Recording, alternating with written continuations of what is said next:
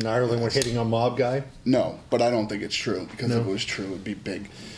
Conor can friggin', Conor can walk down the street and it's big news now. If this was true, I just have to believe it would be off the charts crazy. Did you call him or call Audie or anybody at all to find out about that?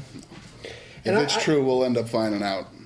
I can't chase all these things around. If they're true, we'll get it figured out and we'll go from there. Does it concern you, though? You had a history with Wise Guys back in Boston. Yeah. The fact that allegedly one of the guys he had was in the mob. If that's true, that's probably not a very good thing for Conor, right? And yeah, can't be. It can't be a good thing for Conor. Well, can you? But you never know. I don't know how that stuff works among. I didn't know any of those guys or any of that stuff. But I'm sure it can be worked out too. Jake LaMotta's brother beat the shit out of a Wise Guy too, and they figured it out.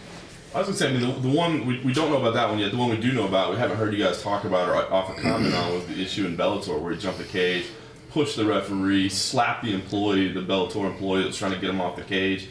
I mean, can you give us an update on just kind of where his head is, where you guys stand? I mean, is he going to face any punishment for that? Because, I mean, it seemed like pretty inexcusable behavior. Listen, the punishment, he was being dealt with by the head of the ABC.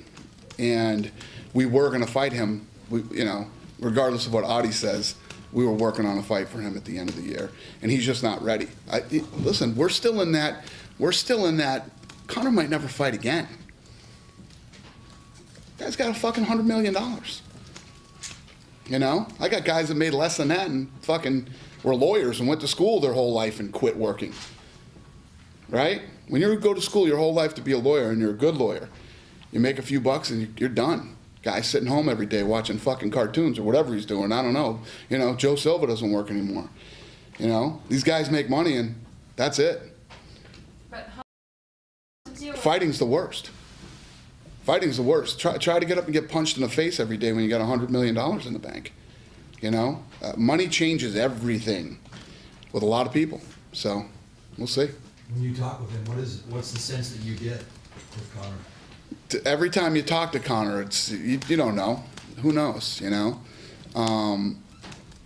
He's a very unique individual. I love the kid.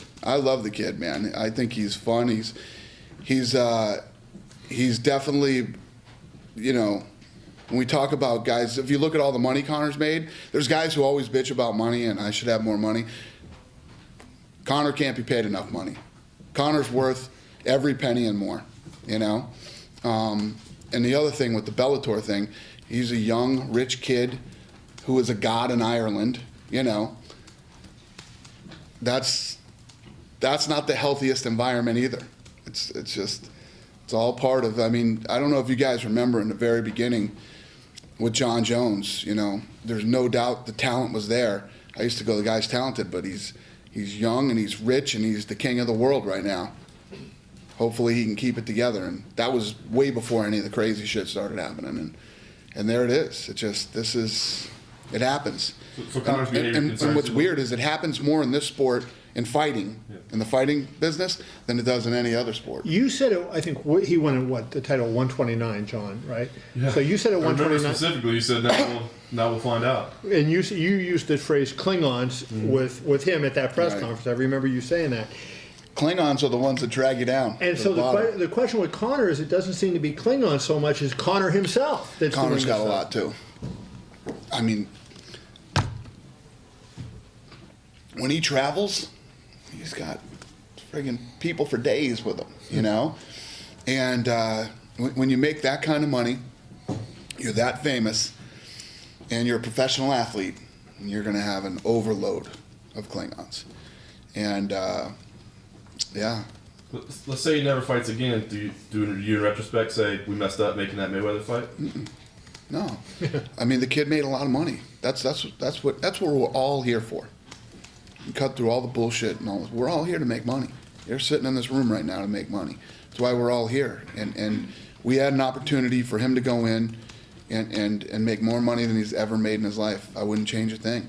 I knew going into that fight, because of that fight, he might never fight again. But when we wrote it, you ripped us for that.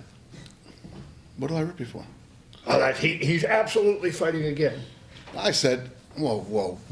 I never said he's absolutely fighting again. Even before the fight, I said, this could be the end of him. Who knows?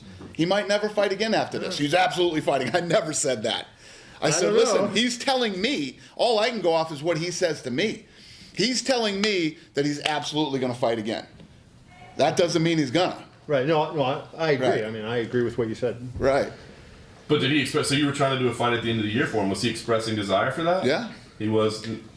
Honestly, with no bullshit, this kid's always been down. If you know, we need him to jump in and he has to fight, he's always will jump up, fight anybody, anywhere. He's that kind of guy.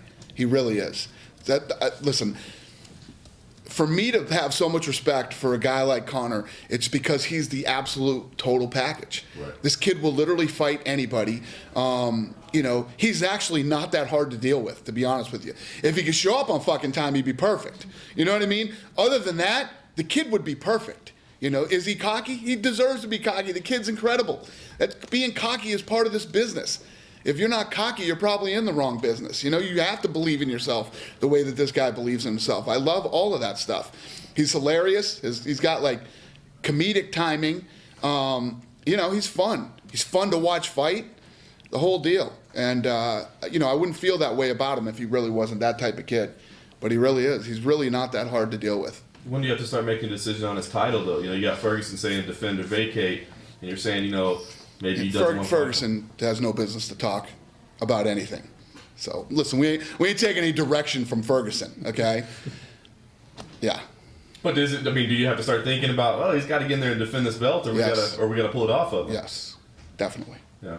You have to want him to fight again, don't you? I mean, Of course. You had that conversation with him and try to encourage him and say, "Come on, Conor, let's go." You know, do you know how many people, including Ioli and all kinds of other people over the last, you know, however many years, have been telling me, George St. Pierre is your biggest star. Don't tell me you don't want George St. Pierre to fight again. I said Ronda was the biggest star. Well, I'm just saying, whoever it was, I'm throwing GSP out there. So, you know, everybody always says to me, you have to want this guy to fight. You got to want this guy to fight. I don't want anybody to fight unless they want to fight. This isn't a business where you can just make people fight. You either want it or you don't, you know, and that was my big thing with GSP. He wasn't acting like a guy who really wants it. At the end of the day, I'm going to run this business with or without anybody.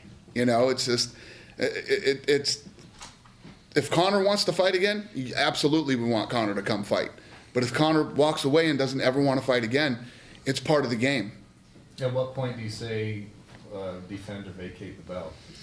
Well, we need to figure that. It's right now. It's not with him. It's not about defend or vacate. We're working on a new deal right now with him. And word is it could be March, it could be April, or Yeah, how close are we got to work out this new deal. Yeah. Does he get points? Huh? Does he get points? Did Jordan get points? No. Hey, just to follow up on Conor, though, you know, when you said that he's your friend, like, and I think, you know, Conor and Ronda are different maybe than, say, Jones was when Jones was on top, right? Right. Where you had a different relationship with him. So just because of the personal relationship you have with him, don't you feel obligated, or in some way don't you want to call him and say, dude, what the fuck's up? And, like, you know, you're getting yourself the Klingons and whatever, the speech you made to John Jones in public, You can't. to make to him in private? You can't. No? You can't. I've learned over the years you can't have these conversations with them. They're all grown men and women, you know? To be honest with you, the only one who's really ever listened to me in fucking all these years is Chuck and Rhonda.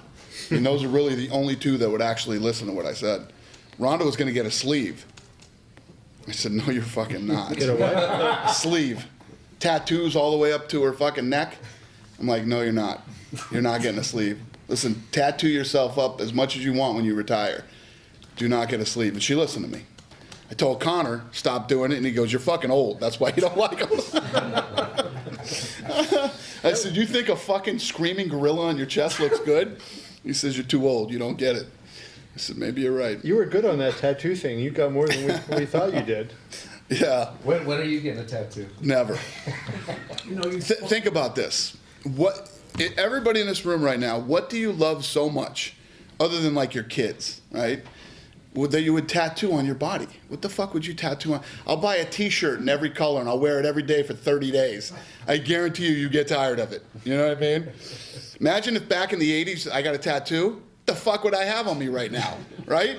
Shit that I'm definitely not into right now, I can promise you that. That Patriots logo. I'd have the right there. Culture Club logo on my fucking back or something, right? Hell no.